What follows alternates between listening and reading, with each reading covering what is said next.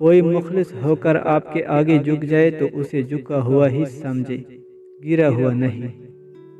جو ملا ہے رب کی رحمت کا صلہ ہے، اعمال کے مطابق ملتا تو کچھ بھی نہ ملتا۔ کبھی کبھی آپ کے پاس رونے کے لیے کندھا نہیں ہوتا، مگر سجدہ کرنے کے لیے زمین ضرور ہوتی ہے، تاکہ آپ اپنے دکھ اللہ کو بتا سکیں، اور اے سہارا سب سہاروں پہ باری ہے۔ اپنی من پسند چیز پانے کے لیے اللہ کو اس کے من پسند انداز سے راضی کرنا پڑتا ہے۔ میں برا بھی کیوں کہوں کسی کو، کیا پتا اللہ کو مجھ سے زیادہ عزیز ہو۔ مجھ سے باتیں کر کے دیکھو، میں باتوں میں آ جاتا ہوں۔ آدمی کو جب اللہ سے لینا ہو تو لاکھوں کروڑوں کی چاہت رکھتا ہے، لیکن جب اللہ کی راہ میں دینا ہو تو جیب میں سکے ڈھونڈتا ہے۔ یادوں کی کتابوں کو سامنے رکھ کر میری عیدیں بند کمرے میں گزر جاتی ہے۔ رشتوں میں کمزوری کی ایک وجہ یہ بھی ہے کہ ایک دوسرے کو غصے میں کہی گئی باتوں کو تو ہمیشہ یاد رکھتے ہیں، لیکن پیار و محبت اور سکون میں کہی گئی باتوں کو فوراً بھلا دیتے ہیں۔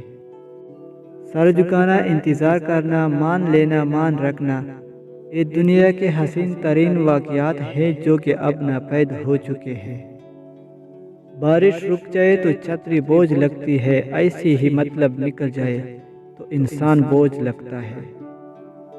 کبھی کبھار ہم اس لیے چپ ہو جاتے ہیں کہ رشتوں کا تماشا نہ بنے، لیکن لوگ سمجھتے ہیں کہ شاید ہم ان سے دب گئے ہیں اور انہوں نے کچھ نہیں کیا یا کچھ ہوا ہی نہیں۔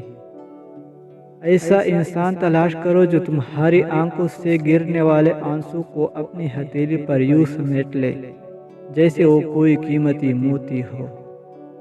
کیا ہماری گہری خاموشی کسی کو یہ بتانے کے لیے کافی نہیں کہ انہوں نے اچھا نہیں کیا؟ حضرت عمر فاروق رضی اللہ تعالی عنہ نے فرمایا، جس نے رب کے لیے جھکنا سیکھ لیا وہی علم والا ہے، کیونکہ علم کی پہچان عاجزی ہے اور جاہل کی پہچان تکبر ہے۔ دو چیزیں انسان کی کمزوری ظاہر کرتی ہے، جہاں بولنا ہو وہاں خاموش رہنا، اور جہاں خاموش رہنا ہو وہاں بولنا۔ جھوٹے انسان کی اونچی آواز سچے انسان کو خاموش کروا دیتی ہے، لیکن سچے انسان کی خاموشی جھوٹے انسان کی بنیادیں ہلا دیتی ہے۔ سب سے بہتر سبق وہ ہوتا ہے جو ہم خود چوٹ کا کر حاصل کرتے ہیں۔ کتابوں اور مشاہدوں سے انسان سیکھتا ضرور ہے، مگر جو بات خود تکلیف سہ کر سمجھ میں آتی ہے وہ کوئی دوسرا نہیں سمجھا سکتا۔ دشمن کے اس سوراخ میں داخل مت ہو جس کا تمہیں پتہ نہ ہو کہ باہر کیسے آنا ہے۔